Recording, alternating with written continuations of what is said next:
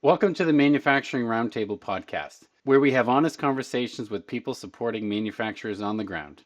Hi, I'm Eric Ciampoli, and I've spent the last 18 years working in and around manufacturing, helping companies improve how they operate through lean thinking, value stream mapping, and problem solving at the manufacturing floor level. Today I'm joined by someone who works every day to strengthen the manufacturing community in Alaska, Megan Militello, founder of the Alaskan Manufacturing Association.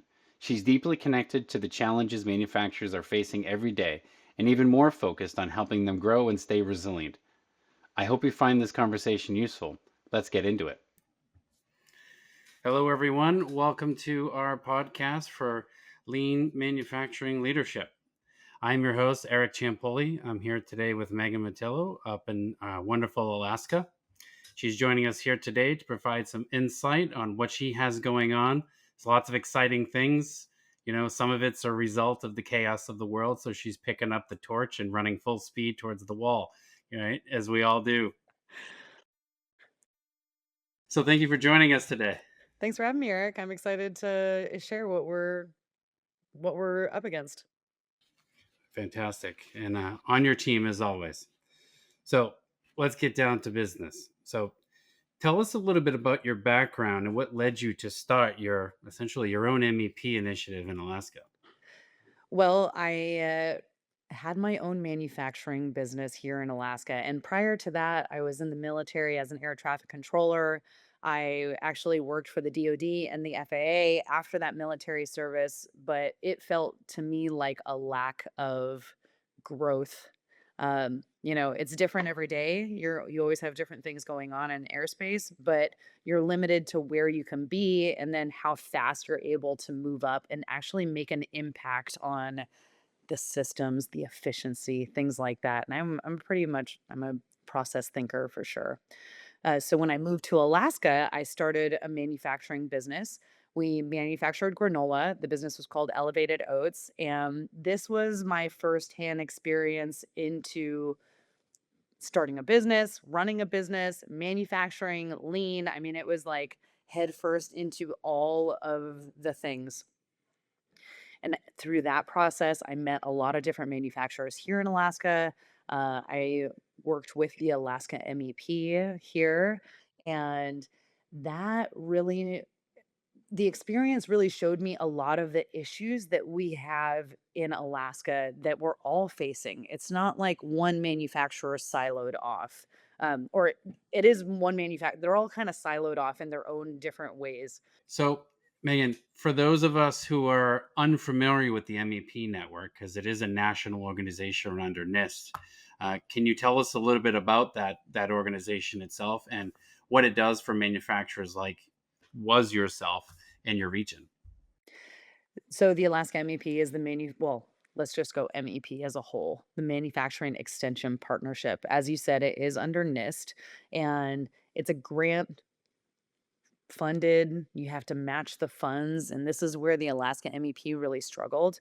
We got the funds for this grant to help small and medium-sized manufacturers, but in our state, we've got different challenges when it comes to actually matching that money. So we bring in different experts like yourself, who we connected with a few different manufacturers in the state, uh, so that they can go a little further with having that expert on their team and they don't have to wear another hat or just rely on Google to figure something out. Um, Not only that, at the Alaska MEP, we had our own set of skills and resources that we can connect people to. Fantastic. So, what is it that you see as the biggest needs and pain point for manufacturers in Alaska? And if, for lack of, non being a community, manufacturers struggle from similar things nationwide. What do you think is going to be one of the biggest pain points for your area going forward and something you hope to solve? Something that every manufacturer mentions, I'm not going to say complains about, but mentions is our logistics up here. Alaska is very cut off. We are an island in itself. We're connected through Canada, but when you're talking about importing, it's either on the boat, by plane, and driving up is very far and difficult. So high logistic costs, and that's going in and out of state. when it comes to manufacturing, you're bringing up all of this equipment and uh, different parts for your products or whatever it may be, materials. And then you also have to cover those logistical costs when it goes out of the state. So you're kind of having this double-edged sword that you're dealing with. It adds more time, effort, and expense to everything you try to do. Yeah, and then they're all trying to be creative and think outside the box, but it's challenging. We have our own version on Long Island where you mentioned the location and truck drivers don't want to drive there, and there's highways for it. It just takes a day to get there and back. Yeah, and then we hear it's like you have one way, and even to get from Anchorage out to the valley, you have to go all the way around this inlet, so it's an extra 80 miles versus this bridge that they've talked about for the last 30 years where nothing has really happened. That would be fantastic, wouldn't it? It would save a lot of time and money and effort. Yeah. Absolutely. So switching gears a little bit into more about you. So supporting manufacturers. So can you share a story where you or your team helped a manufacturer overcome some type of organizational issue, complaint, or mention, as you could say? Yeah, we recently have worked with this company called Alaska Food Co. They have $1 million piece of freeze drying equipment out here and huge equipment, beautiful facility that they're building up. Um, However, they have a little bit of an identity crisis. And so we have come in to help them understand who is their target audience, who are they trying to speak to, and how to create some systems so they're not spreading themselves too thin because you can't be everything to everybody. You have to you have to create some focus. You only have so many hours in the day. So being clear on a roadmap on how to move forward so that you're not just kind of stuck in that chaos of what you can do. Yeah, some of that tough learning is not every customer is a customer for you. Totally. Yeah. Yeah. You don't want to just switch up your whole plan because someone has an idea. Don't be led by all the idea fairies around. I've seen lots of those conversations and like, you're gonna do what? Oh yeah, we took an order for 5 million of this. I'm like, you don't have equipment for that. It's like, yeah, but we're gonna get some. And we're like, why? Who did this? Oh, sales sold it. Should I get my notebook? It sounds like this is gonna be a long conversation. Right. How much time are you dedicating to just that one product or that one order now? Because you're kind of shifting gears on what you've been working on. And then they come and then they go. They take their orders with them and they go on to the next lowest bidder. Right. Right. Yeah. Staying focused. I think that's a huge thing for all manufacturers to really get into that focus mindset. Yeah. If you're good at something, do a lot of it. If you're not good at it, give it to someone who is. Yes. Yes. Bring in the Yeah. And experts. startups suffer from that tremendously. I see nationwide, they want to do everything themselves because it's lower cost. I'm like, but you may be a company, but you're not good at all these aspects. There are co-packers and friends in the industry that can do things for you versus you going to rent a large manufacturing facility and buy millions of dollars in manufacturing equipment and you don't have enough orders yet. 100%. And we see that from Alaskan manufacturers so often. We have so many startups, and then everybody wants to be vertically integrated because we don't have the co-packers here. And so doing things in Alaska, it's like you have to make that decision. Are we going to start focusing out of state and getting those out of state orders, or are you a hobbyist in Alaska or like a small business in Alaska, and you have to plan for that kind of growth if that's what you're going to do. It's tricky. It's tricky because you don't always have the solution. Even though you have it, it may not be just the right fit. Right, right. So, where does lean thinking or continuous improvement show up most often in your work with clients? Oh, I mention lean to everybody all the time. And we have a military veteran out here that has a company called Lean Alaska. And so I try to introduce him to all these folks. He does a lot of the white belt and is it green belt also? I think white belt, green It's belt, black black belt. belt, white belt, green belt. So he does a lot of the training and he actually trains a lot of service members as well. But some manufacturers know about lean and then some don't. So it's sometimes an introduction. It's sometimes, okay, you can do lean, but are you thinking it in all of these different facets of your business versus just like the one operations aspect? So definitely a hot topic and a good framework to bring to people to start to learn about if they're manufacturing. Just this morning, I had a conversation. The person said, "Yeah, but Eric, we're a custom manufacturer. We make lots of different things. Lean isn't really, we're not just repeating the same thing over and over again." I say, "Oh, great. That means it'll be even more beneficial for you." And they get, but what do you mean? Like, if you're doing the same thing every day, that's a lot of practice. You can get good at it. But when you're doing everything unique one time, you need to get good at getting good at stuff, not just doing the same thing. So it's very beneficial for you, even more so than if you do the same thing every day.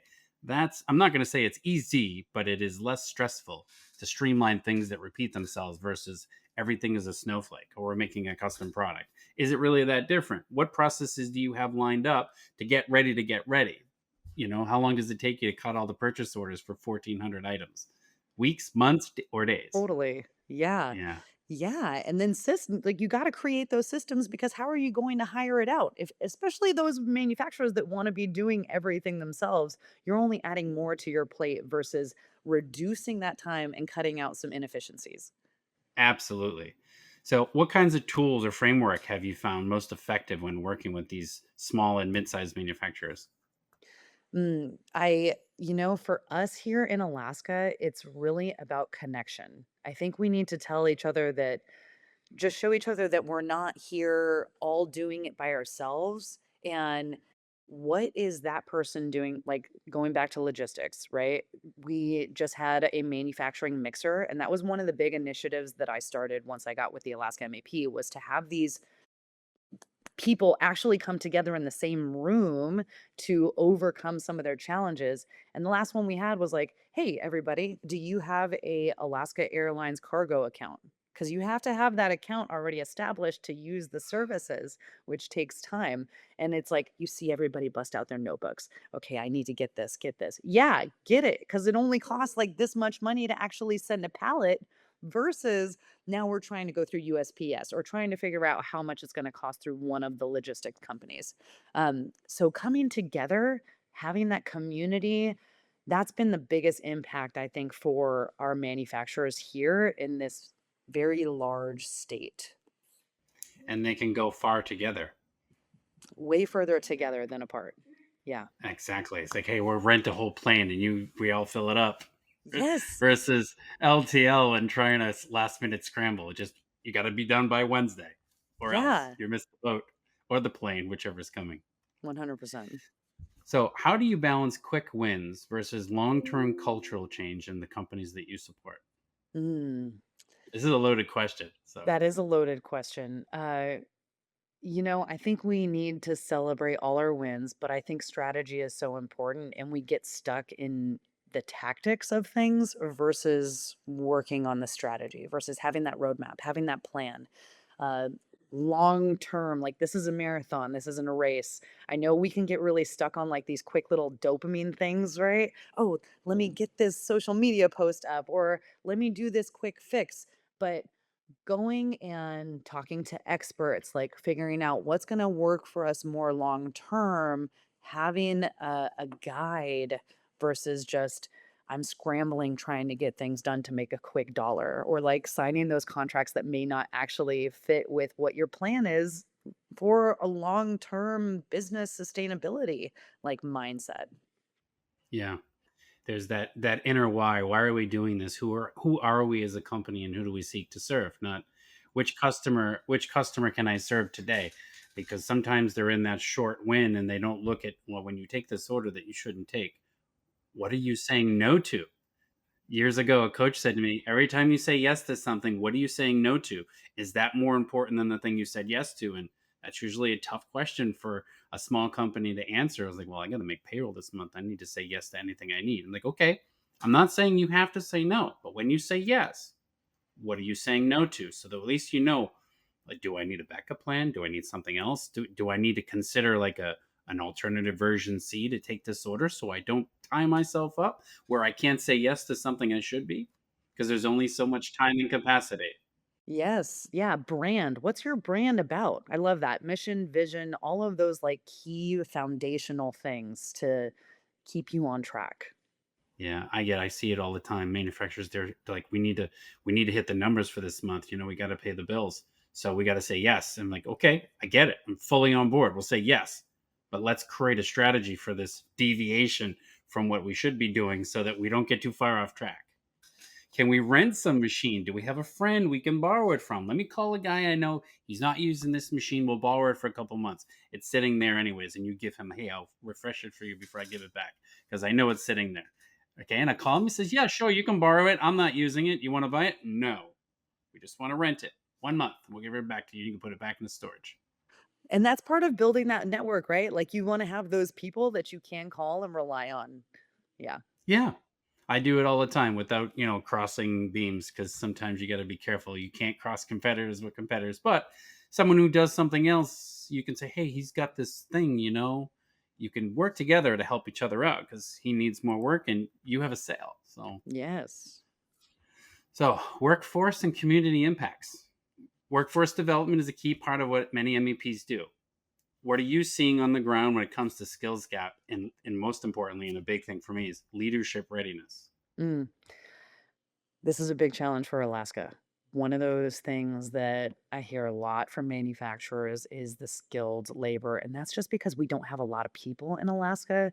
Our population here, I mean, if you look at the maps, right, Alaska's gigantic, but we only have 700,000 people here. Like in Anchorage, we have 300,000 people. So we're limited already. I've seen a lot of manufacturers that are seeking skilled labor out of state, which is another big cost because then you might have to move them up.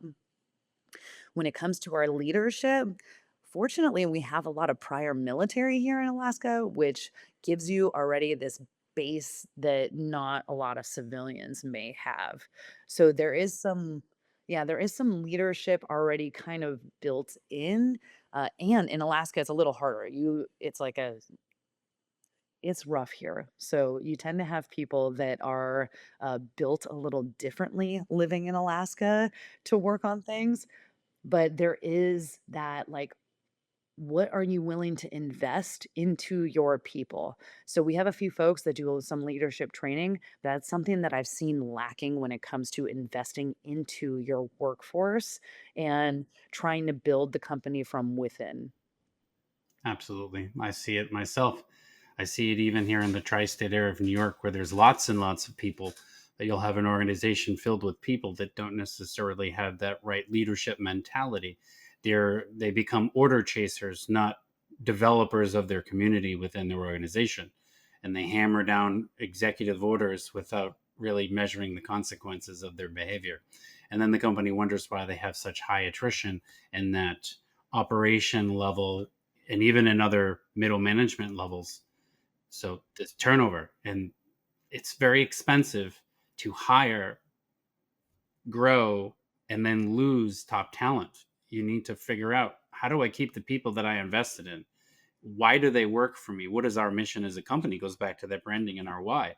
Are we taking things that we shouldn't be doing and hurting our people because we're trying to just make ends meet? Or like, these are the big consequences that come along with decisions that aren't well thought through. Yeah, and I think a lot of founders, because we have a lot of startups here, or just those CEOs of the smaller companies aren't thinking about that hat that you have to wear. And that's something like we have to shift through all these different positions and understand that you are building a group. You got to build that people that want to grow with you. Like, what is the impact that you're making and the values that you have? Yeah. You see this a lot in 501c organizations, the people that work for charities. That they don't do it because it's a job; they do it because they believe in the mission, and they accept all the consequences that comes with that role because they believe in the company's mission and why they're doing things. Totally.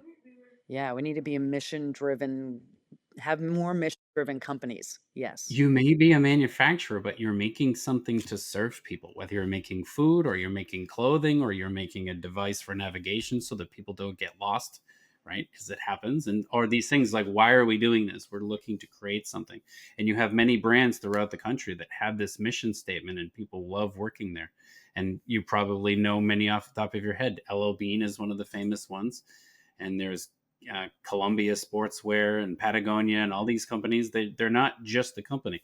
They have a mission. Why are we doing this? Not just to make money, but we're doing it to build a community and to service our customers. That's the bigger why. I think we're shifting a lot more to that now too over the last Yeah. several years. Customers are calling for it. They want to buy products from a company that actually cares and they have a reason other than just corporate wellness. Yes. Customer welfare and well-being. Yes. Totally. Absolutely. So are there any unique partnership programs that you've built yourself in Alaska that you feel that other regions could learn from, or even others that will be watching this that they may not be aware of? Well, again, for us, it really goes back to community and that connection aspect. So, what we're doing is we're working a lot with our local SBDC and the SBA, anyone that's already supporting entrepreneurs, where we can be referred to those people so that we can be that advocate. Like, how do we all come together instead of being siloed like the businesses are? To where we can work in our strengths. It's like, if I know that you want financing, I'm going to send you to this person because that's what they do. They're the best expert to help you with that. And if they're going to talk about manufacturing, like they should be sending you to us so that we can help them with that. Versus we're all trying to wear all the different hats and trying to give this limited knowledge that we have instead of being experts in one thing. Yeah. As you don't go to an ophthalmologist if you have a foot problem, right? There's a specialist for that specific thing. It's well known in medicine, but in manufacturing, there's finance organizations that specifically focus on helping manufacturers because their set of financial data is very different than a service firm. Totally. And then you gain that experience. Those experts are gaining only more experience in that one thing. And so they can bring that knowledge in to help you get further faster. Absolutely. Go far together, right? So, what role does outside perspectives like yours play in helping business owners and managers see what they're missing? Because, sometimes you're just way too close to it. You can't see the forest for the trees. You're just stressed and you need an answer. It's so easy to like have blinders on. And we do this in our own personal relationships, I think, too. So for us, we can show you those bottlenecks. We can uncover those blind spots. Like having that fresh perspective, it can also help with like showing leadership strengths. Like, hey, you have this person that they're really into your why and your mission and vision. And let's see, like, why not invest into them a little bit more? Or we go back to lean, like, wow, why isn't that machine over here? Like, are you ordering all of these things from outside? Let's get our logistics together and streamline it a little bit better. So, having that outside perspective can really shine a light on things. You're in the business, you're a little close to it. Having someone else give you some tips and pointers can really make a big difference. Yeah, I like to tell groups when I first start working with them is all right, guys, we're going to practice lean. And lean is about getting more work done with less work. And then you see everyone glaze over like, how are we going to do that? And I say, well, how many things are you doing that are hard that shouldn't be? Let's talk about those things. And then we'll move on to the bigger stuff. Why do you make things harder than they need to be? You don't need to go uphill both ways, just one. Love that. Yes, keep it simple. Yes. And how do you encourage continuous improvement and lean thinking when a team is already stretched thin and stressed and looking for ways just to move one step ahead? Mm. I like to go back to my like, we're looking at an elephant. But how do we just eat? I'm like, we need to just focus on the toe, guys. Let's just eat the toe of the elephant. It's one bite at a time. Bring it down a little bit instead of getting overwhelmed with looking at everything or like trying to make that quick dollar, right? Like, what is going to move the needle today? How do we simplify that process to get it out of our heads a little bit more? Absolutely. So if a manufacturer is thinking of starting or seriously thinking about improving their operations, where do you think they should begin? Focus on dialing in that brand, like dialing in your branding, your packaging, your customer messaging, like who's your target audience. If you have those clear foundational things happening, that's going to guide all of the decisions that you make. Like, you don't have to veer off and try to take all of these different roads. It's like, let's stick to the road that's in front of us, come up with a strategy, be clear on what we are, who we're for, and then just take that path. Become really good at the things that you're really good at, instead of trying to fit all these new things in all the time. Yeah, because then you're always starting over. Exactly, exactly. Yes, get great at one thing. I mean, look at Pepsi, right? Or we were just talking about my family. We were just talking about Oreos, and we're like, wow, Oreos only had Oreos for how long? And now they're like have all these different flavors and they bring in these different collaborations. But they were always just Oreo for how many years until they veered into these different channels. In different flavors and different shapes and all these other things. Right. Now they got like custom, you can like get your face on it or something. It's crazy. So, what's one piece of advice that you give again and again to business leaders you work with? Real change starts with relationships, not just your systems. Like, systems is huge, but I think if we come together and learn about what each other is doing, we don't need to reinvent the wheel. And a lot of founders need to just have that simpler path ahead of them. So, coming up with that clear branding strategy, coming up with a clear vision, the roadmap forward, make it simple. Don't try to take on the whole world, right? Like, we got other things that we want to do and enjoy our time with too. Yeah, there's a long road ahead for continuous improvement. 1% at a time over time leads to a substantial organizational benefit change. Yes. Yeah. Keep it simple, keep it small. Tony Robbins talks a lot about 3 degrees. If you change your directory just 3 degrees, you make substantial changes in your life. Mm, I love that. So, what has your work with the Alaska MEP taught you about leading change that really sticks? Mm.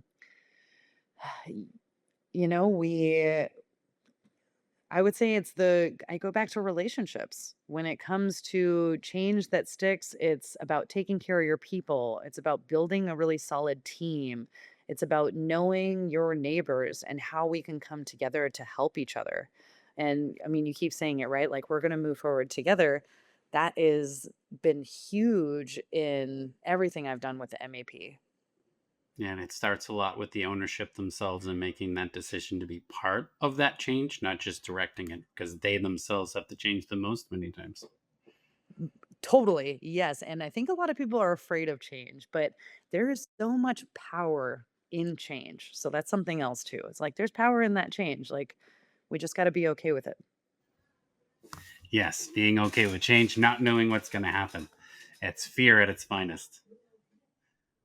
Well, that's fantastic. Thank you so much, Megan, for sharing these wonderful insights with us and contributing today on our podcast. We really appreciate you coming. And is there any closing notes that you want to add? We would love to stay connected. Look for the Alaska Manufacturing Association, first manufacturing association ever in Alaska. So we're here to help fill that gap with the Alaska MEP closing. So thank you so much, Eric, for having us on to share. Yes, and we're also ECIC is also always available for you guys. If anyone in your community needs help, and we would love to participate in some of these community events virtually, of course. That's a long drive, but we'd be happy to participate and support. We're here to help. Thanks, Eric. Thank you so much.